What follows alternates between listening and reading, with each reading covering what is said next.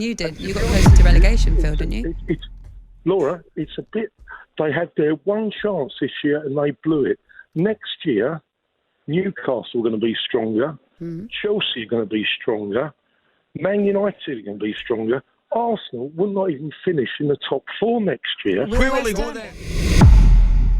See, what you heard there is a scorned West Ham fan who doesn't want Declan Rice to actually join Arsenal. And I get it. You know, he wants to move to a better club in London, a club that is going to compete in Champions League. And I understand you are scorned and bitter. But for you to go further and say Arsenal will not be in the top for next season based on Newcastle will knock us off the perch, Manchester United will knock us off the perch, and Chelsea. How are you having a laugh? How? How are they going to do it? Arsenal was the only team that gave Manchester City a fight for the title. There was no Manchester United, Newcastle, and Chelsea. Even Chelsea were a distant 12. But for some reason, because they are not in the Champions League, they are going to actually come and push Arsenal off the perch because of the appointed poach. Interesting. It is how dormant society have gone. This is wishful thinking and feelings. There is nothing factual, empirical, or data-driven in this ridiculous statement or assessment, depending on the nomenclature you want to use. Chelsea have assembled average players on huge wages and huge transfer fee, and you think because they bought them for astronomical fee, that makes them great. But actually, he's not better than any defender at Arsenal. He's better than Saliba. Is he better than Gabriel Fafana? Is he better than any defender at Arsenal? No. Enzo Fernandez. I heard Chelsea fans raving because he had a decent sideways passing. People say, oh, did you see that pass? It is how low the mighty Chelsea's barometer have gone, falling off the cliff on the floor, that a sideways pass, a decent pass from Enzo Fernandez, they are raving about it. Enzo Fernandez is a good player. He is not a fantastic player. So, the Chelsea squad is better than the Arsenal squad. And yet, Arsenal was second, Chelsea came a distant 12.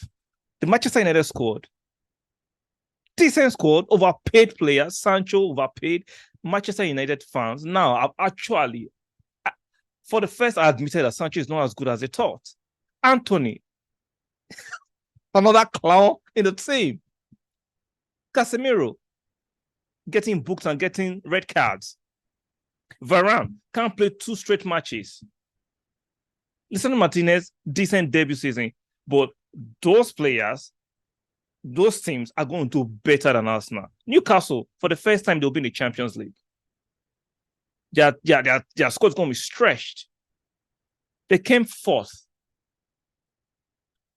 Now, I understand transfer window can change the narrative. For you to make those statements and assertion at this time, that transfer window is barely open a few hours ago at the time of my recording, and you are boldly saying these 3 teams will knock Arsenal off top 4, you are delusional. You see, fans like this and even pundits had the same energy 2021-2022 when we narrowly missed out on top 4. Remember?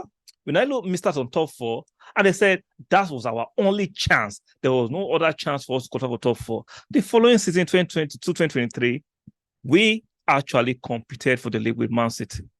And yet, the pundits, fans, content creators are still having this visceral, this hate for Arsenal.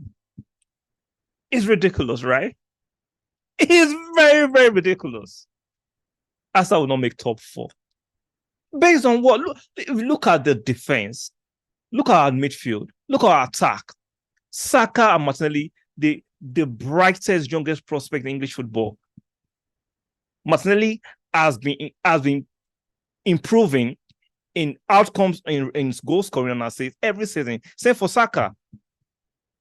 Now, Jesus is not scoring enough goals. It was out for 4 months, but he had a decent return. But for some reason, Arsenal will be knocked out because we are going to play in the Champions League. As if Arsenal will not replenish the squad. We are linked with Declan Rice.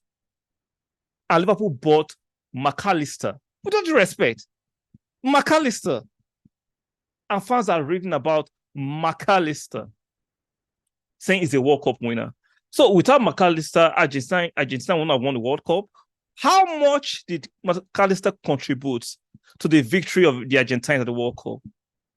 He did do as much as Messi, or the kid at Manchester City, Alvarez, or the goalkeeper Martinez. You must be having a laugh. So without McAllister, Argentina wouldn't have won the World Cup. See, I'm not trying to deride McAllister. I think he's a good player. He is not a top or world-class player. He's a very good player. Like, people have not learned. Some of you have not learned. Let me refresh memory. See, I love the fact that Brighton be finessing the top teams in England. Basuma to Spurs. A lot of Arsenal fans were livid and were raving, were insulting Arteta and Edu for not getting that deal. What did Basuma do at Spurs? Bang average performances. Cucurella.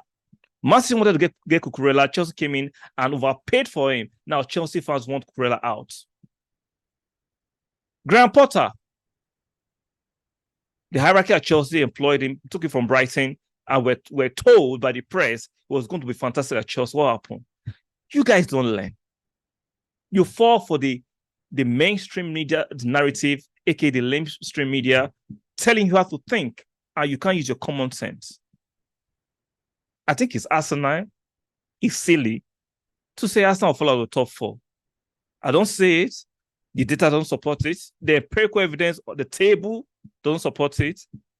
Let me know.